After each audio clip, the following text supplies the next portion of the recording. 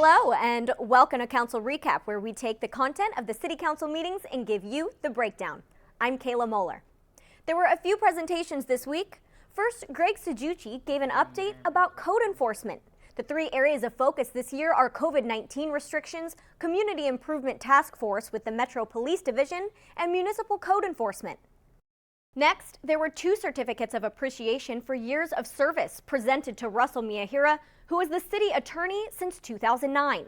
Russell began working for the city of Hawthorne in 1986 with many various jobs, including a prosecutor, overseeing litigation, handling municipal law, and more. The next certificate was given to Monica DeCreasy, the chief deputy city clerk. She began working for the city in 1992 and retired in 2020. Thank you both for your service to the city. Also, there was a certificate of remembrance for Frances Stiglich, who contributed over 70 years to the community. She was born in 1918 and passed in January of 2020. The city held its annual lottery drawing for locations to sell fireworks. Del Air Baptist Church, Kiwanis Club of Hawthorne Foundation, and the Hawthorne LAX Lennox Rotary Club were entered into the lottery to choose the location of where to sell the fireworks to raise money for their organizations.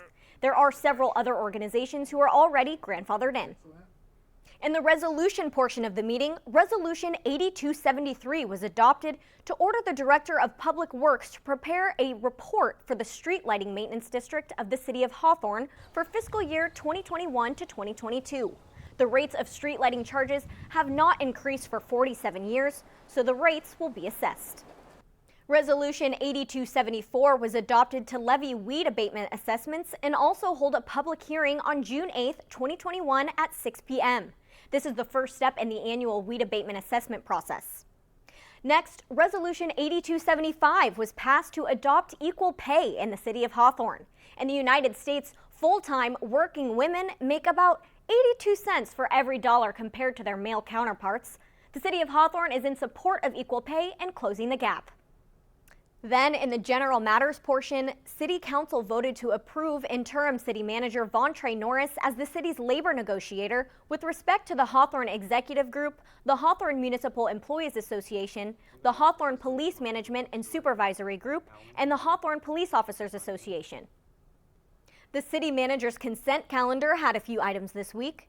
Council voted to approve an employment agreement with Robert Kim as an interim city attorney.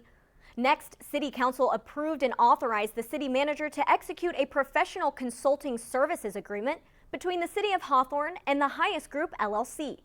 The Highest Group will provide several services, such as serve as the co-fiduciary for the city's defined benefit plans, provide ongoing investment monitoring, and ensure plans are fair and transparent.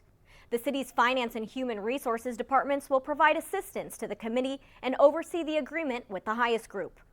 City Council approved to accept a grant of $260,000 towards the Rosecrans Avenue Mobility Improvement Project Phase 2. They also authorized the city manager to execute the funding agreement allowing staff to continue to design and engineer this project that is set to be completed by 2024. They're working to improve 6 intersections along Rosecrans Avenue.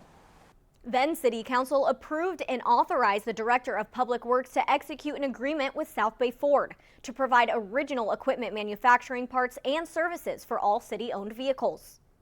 Council approved progress payment number 8 and final acceptance to Sialic Contractors Corporation for the local street improvement project.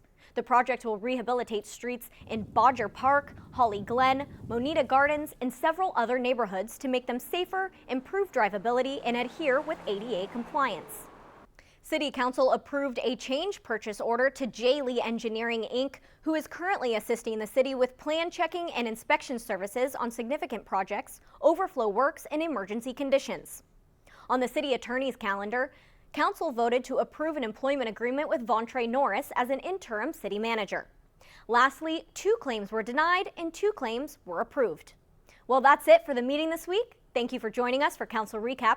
Remember, you can always watch the City Council meetings in their entirety by going to www.youtube.com and searching for Hawthorne Community Television. Stay safe and healthy, and we'll see you next time.